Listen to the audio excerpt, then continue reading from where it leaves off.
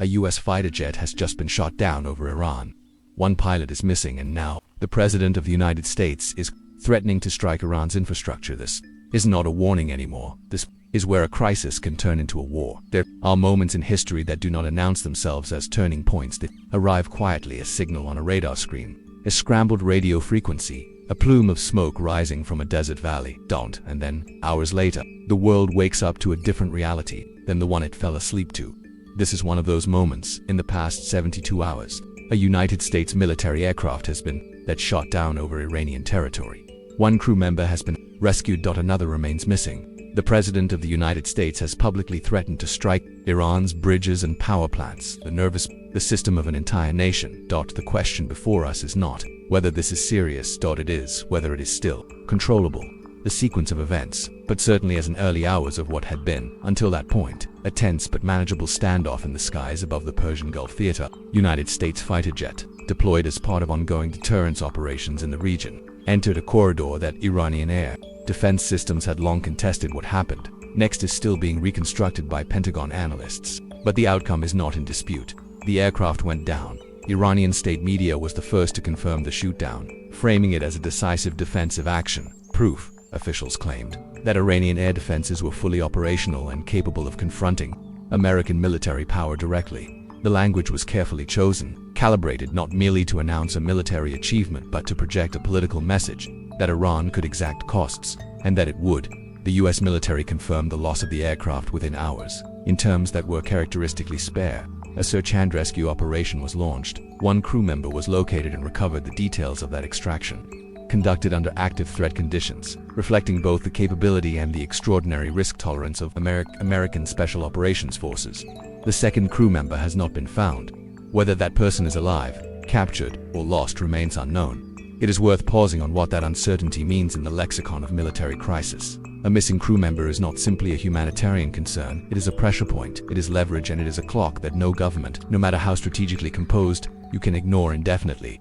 The aircraft itself, its model, its precise mission profile, its exact flight path remains the subject of classified review, but the strategic context is not classified. US military aircraft have been conducting surveillance, deterrence, and escort operations across the Gulf region for decades. The presence of American air power in the vicinity of Iranian territory is not unusual. What is unusual, what marks this incident as categorically different from previous close calls, is the OUTCOMEA confirmed shootdown, a confirmed crew member, unaccounted for, and a confirmed public response from the highest level of American political authority.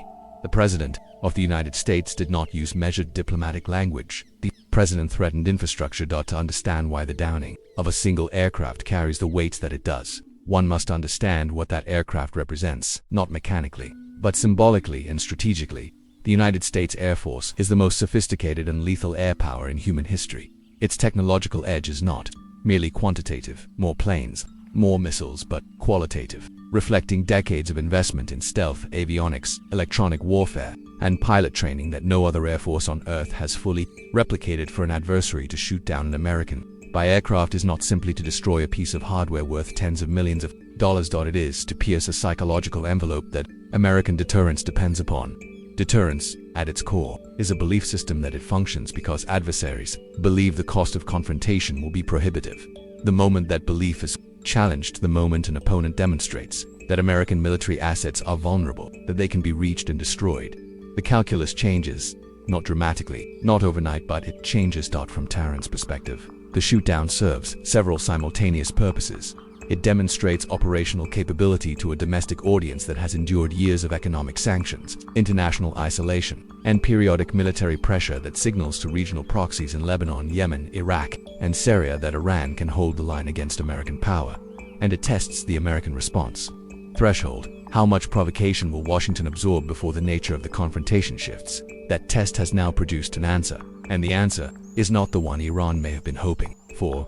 There is also the matter of the missing crew member. History offers uncomfortable precedents. American hostages in Iran, from 1979 onward, defined a presidency and reshaped the landscape of the United States for a generation. A captured American military pilot, if that is indeed the situation, represents a qualitatively different kind of crisis management problem. It introduces a human variable into a strategic calculation, and human variables are extraordinarily difficult to manage in a cold and analytical framework. The rescue of the first crew member, meanwhile, is not without its own significance. It confirms American operational capacity in a hostile environment, that it provides a measure of domestic reassurance, but it does not resolve the strategic dilemma it clarifies. Its threats against civilian infrastructure occupy a specific and legally fraught category in the architecture of modern conflict. When the President of the United States stated publicly that Iran's bridges and power plants could be targeted, the statement was heard in several registers simultaneously in Tehran, in Brussels, in Riyadh, in Beijing, and at the United Nations headquarters in New York. And each of those capitals, officials who spend their professional lives passing the language of American power understood immediately that something had shifted. Let us be precise about what was said and what it means. Bridges are not merely logistical assets, they are the connective tissue of a civilian economy.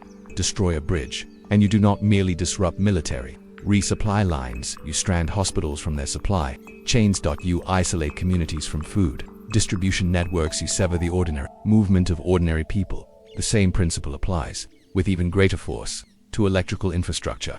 Power plants are not military targets in the traditional sense. They are the precondition for everything that modern civil society requires: water treatment, medical care, heating, communication. To target a power plant is to make this statement not merely about military intent, but about the scope of what the United States is prepared to do. International humanitarian law, specifically the Geneva Conventions and their additional protocols, prohibits attacks on objects indispensable to the survival of the civilian population. Power generation facilities and water infrastructure are explicitly identified as protected objects. The United States, as a signatory to these frameworks, is legally bound by their provisions. A public threat to target such objects is not merely a diplomatic provocation, that is a statement that sits uneasily within the architecture of international law that the United States itself helped construct after 1945. This is not a theoretical concern. The International Criminal Court, the United Nations Security Council, and allied governments are watching. Europe, already strained by energy insecurity in recent years, is acutely aware of what a regional conflict that disrupts Persian Gulf oil flows would mean. Germany, France, and the United Kingdom have each, in different ways, signaled that they support deterrence but not escalation. That distinction is becoming harder to maintain. Why, then, would an American president make such a statement? The answer lies in the logic of coercive diplomacy. The purpose of threatening infrastructure is to force a recalculation in Tehran, to signal that the cost of further confrontation will not be limited to military assets but will extend to the economic and social foundations of Iranian national life. It is a message designed to deter the next move, not to describe a plan already set in motion. The risk, however, is that coercive signals are interpreted not as deterrence but as declaration, and in the compressed, high-stakes environment of an active crisis, the distinction between the two can evaporate with terrifying speed. Political scientists who study war have long recognized a pattern they call the escalation ladder, a framework for understanding how conflicts that begin as limited, controlled exchanges can transform, through a series of individually defensible decisions, into something far larger than any of the participants originally intended. The mechanism is straightforward, and it is relentless.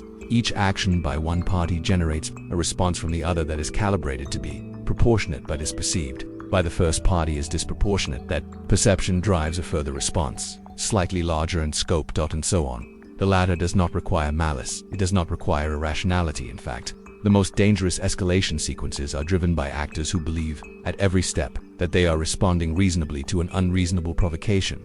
The shoot-down of an American aircraft fits neatly into this framework. Iran, confronted with what it characterizes as ongoing American military pressure in its neighborhood, takes an action it considers defensive and proportionate. It engages an aircraft operating in contested airspace. The United States, confronted with the loss of an aircraft and a missing crew member, responds with a public threat that it considers proportionate to the gravity of the incident. Iran, now confronting a public threat against its civilian infrastructure, faces domestic political pressure to demonstrate that it cannot be intimidated, and so the latter extends another rung. The concept of miscalculation is essential here. Historical analysis of the First World War, the Korean War, and numerous regional conflicts in the decades since has consistently found that the initial expectations of all parties were wrong.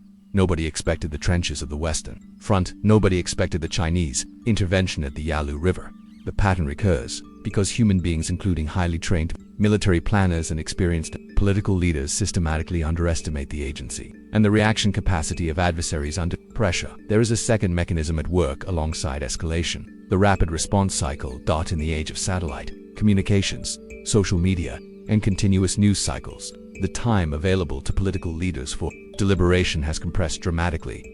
A president in 1962 had days to consider his options during the Cuban Missile Crisis, days that President Kennedy used, crucially, to override the instincts of military advisors who are pushing for immediate action. Whether today's decision-making environment allows for equivalent deliberation is an open and troubling question. The combination of escalation dynamics and compressed decision timelines creates a condition that strategists call instability, a situation in which the incentives all point toward action, and the safeguards against action are weakening.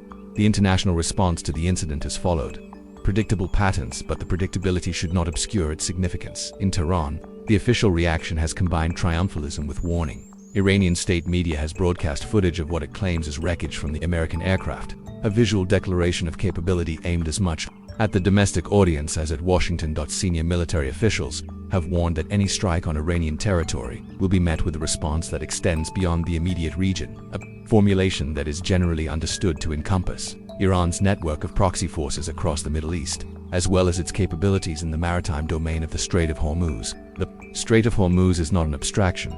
Approximately 20% of the world's traded oil passes through that narrow waterway. Any disruption, whether through direct Iranian action or through the cascading effects of a regional conflict, would send shockwaves through energy markets that are already sensitive. After years of supply volatility. In Riyadh and Abu Dhabi, the reaction has been notably quiet, which is itself a statement. The Gulf monarchies have spent years calibrating their relationships with both Washington and Tehran, seeking security guarantees from the former while maintaining economic relationships and geographic proximity with the latter. A direct US-Iran confrontation is their nightmare scenario. It forces a choice they have consistently tried to avoid in Moscow and Beijing. The crisis is being watched with a combination of strategic interest and cautious distance. China, as Iran's largest trading partner and a significant purchaser of Iranian oil, has a direct economic stake in regional stability, but Beijing has consistently declined to position itself as a mediator in US-Iran disputes, preferring to position itself as a responsible global actor while quietly benefiting from Western distraction. Russia, engaged in its own confrontation with the West in Europe, has limited bandwidth, but a US military engagement in the Middle East would serve Russian strategic interests by diverting American attention and resources in European capitals. The dominant emotion among officials is alarm barely concealed. Behind the formal language of diplomatic concern, NATO allies are treaty-bound to consultations but not to participation in military actions in the Persian Gulf.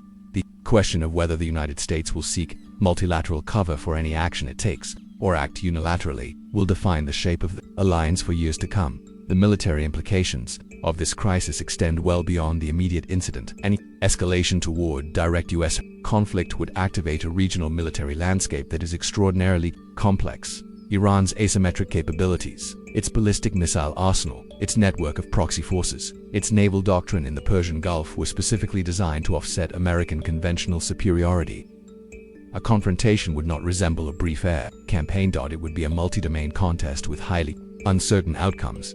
The economic implications are similarly severe. Oil markets have already responded to early reporting on the incident, with spot prices showing the sharp upward, the movement that accompanies any credible threat to Gulf supply routes. A sustained regional conflict could push energy prices to levels not seen since the acute supply shocks of previous decades, with cascading effects on inflation, consumer purchasing power, and economic growth in import-dependent economies across Europe and Asia. The global economy, they're still navigating the after-effects of years of inflationary pressure that has limited resilience for that kind of shock.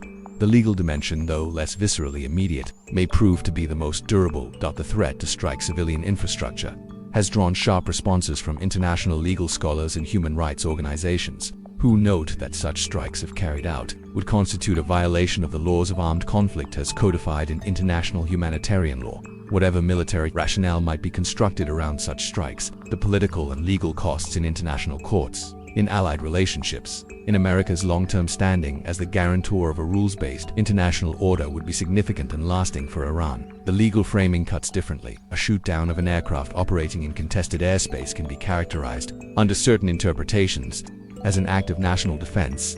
The success of that characterization depends enormously on the specifics of where, precisely, the aircraft was operating. Information that is currently contested between American and Iranian official accounts. History does not offer a predetermined path from this moment.